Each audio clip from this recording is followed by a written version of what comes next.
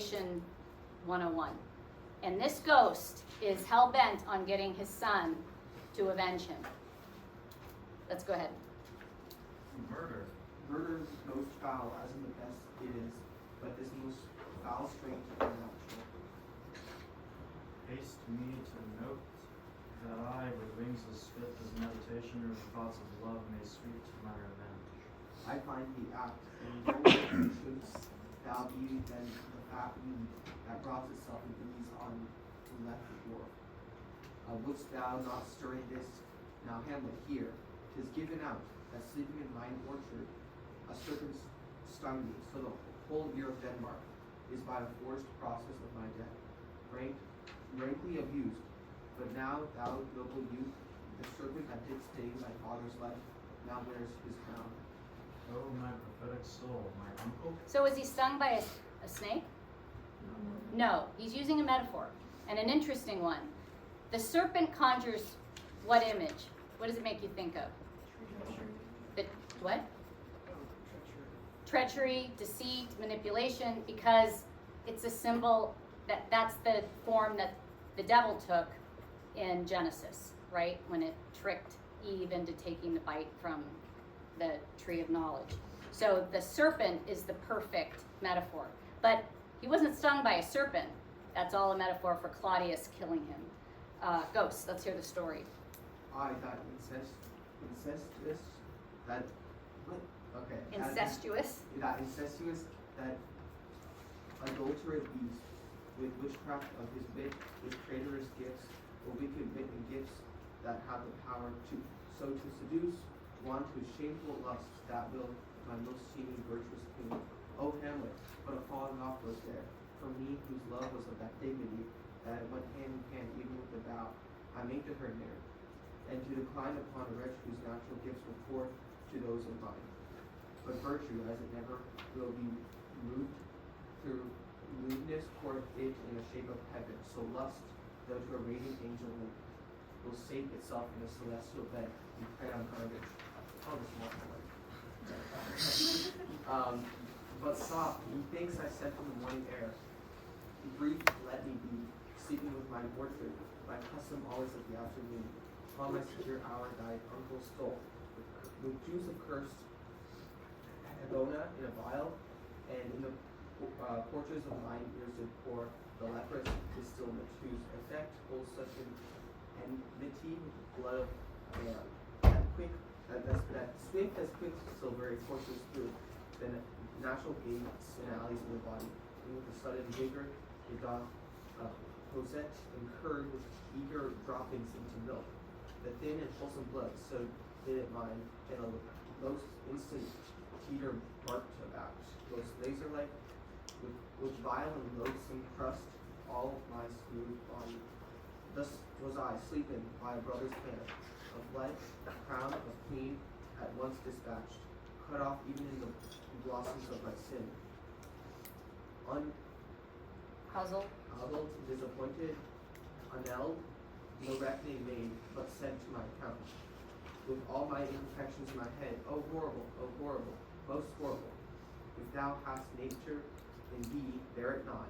Let not the royal bed of Denmark be a couch for luxury and damned incest, but howsoever thou pursue this act, taint not thy mind, nor let thy soul contrive against thy mother aught. Leave her to heaven, and to those thorns that in her bosom lodge, to prick and sting her. Fare thee well at once. The glowworm shows the matin to be near, and begins to pale his uneffectual fire. Adieu, adieu, Hamlet, remember me. Perfect. All right, so he goes into detail about how he was murdered, and it's important that you understand what he's suggesting there. But the most important thing that he does is he gives his son the task. So when we look at Hamlet's tragic journey, this is really where it begins. So the most important part of this is the demand. If you look at line 84, he doesn't just say to Hamlet, avenge me. He even takes it a step further. He says, but howsoever thou pursuest this act. What act is he talking about? Killing Claudius. I don't care how you do it. Push him over a fence or over a cliff, poison him, shoot him. I don't care what you do. But howsoever you pursuest this act, taint not thy mind. What does that mean? Huh? Well, kind of is don't go crazy. Don't let this task drive you to madness. So to taint something is to soil it, right? Don't let this drive you to madness. And do not let thy soul contrive against thy mother aught. Leave her to heaven. So you can't involve Gertrude in this at all. Those two extra little add-ons to the task set Hamlet up to fail. So as of this point, there is no way that Hamlet can successfully complete this task. Because what he's supposed to do in this journey, he has to kill Claudius. This is that howsoever thou pursuest this act, taint not thy mind, so stay sane.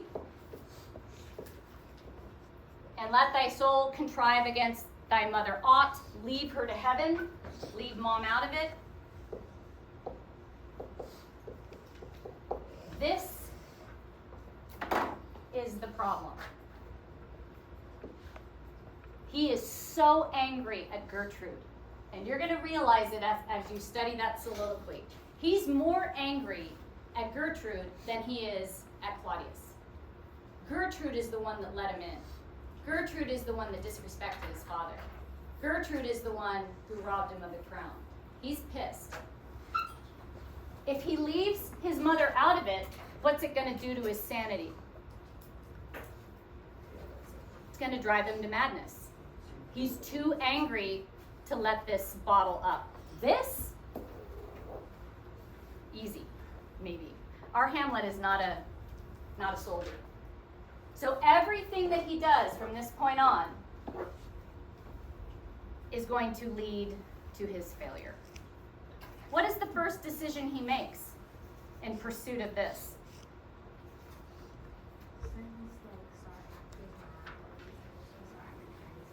He says he will put an antic disposition on, but I actually think that's the second decision he makes. What's the first one? Keeps it a secret? Well, he wants them to keep a secret. He should just tell Dad, you know what? I'm kind of a scholar. I'm not a soldier. This isn't good for me. Let's just hire someone, because I can't do it. Accepting the task is his first mistake. He can't do it. He knows he's going to struggle. He can't do it. At the end of this act, he said, "O cursed spite that ever I was born to set it right." That's the heroic couplet at the end of Act 1. He says, "I am cursed by this task. It's going to destroy me." He tells us. But he accepts it. That's his first mistake. Then, like Joyce says, he decides to put an antic disposition on. And this is interesting, because what's the point of an antic disposition? What's the reasoning behind that? This story is over. Why is the ghost there? What's the unresolved business? He was murdered. He needs to avenge his murder. There's someone who isn't deserving on the throne. But Hamlet decides, so this story is over as of Act 1. Hamlet tells us at the end of Act 1, it is an honest ghost. He believes that this is the ghost, the spirit of his father, not some demon. But the antic disposition is all about starting the next story, which is the detective story. And that is the ghost a demon? Or is it truly the spirit of my father? And when he says to Horatio and Marcellus, this is an honest ghost, he tells us this is just a ruse. What is Hamlet doing? What should he do right then and there? Huh? I heard somebody. He should kill the king. He goes into that long speech talking about how the king is right now in the castle, drunk and partying. What is the perfect time to take his life? When he's drunk and unsuspecting, tired. But what does Hamlet do? He doesn't go down there and take immediate action. He delays. And the main idea here is, I don't think Hamlet believes that there's any real purpose in this. He knows. He tells us, this is an honest ghost. I believe him. If you believe him, start action. Take action. And this is another thing that really sets up Hamlet and young Fortinbras as foils. Hamlet is a scholar. He is a thinker. But he thinks and thinks and thinks, which just leads to delay. What we have over here is a soldier. He is already gathering troops. He is charismatic. He is a leader. Where Hamlet is a thinker, he thinks, plans, and executes. He's not afraid of action. So these two they're coming up as true foils. If Fortinbras heard information like that, he wouldn't say, oh, I'm going to act crazy to stay under the radar. I'm going to do a little investigation. He would barge straight into that palace and take the king's life. Done. One act play, we wouldn't have 4 more acts to worry about. But he doesn't. Hamlet is not that character. So these guys are really kind of developing as true foils. Okay, so we did not get a chance to review, but I want to show you what I put in Canvas.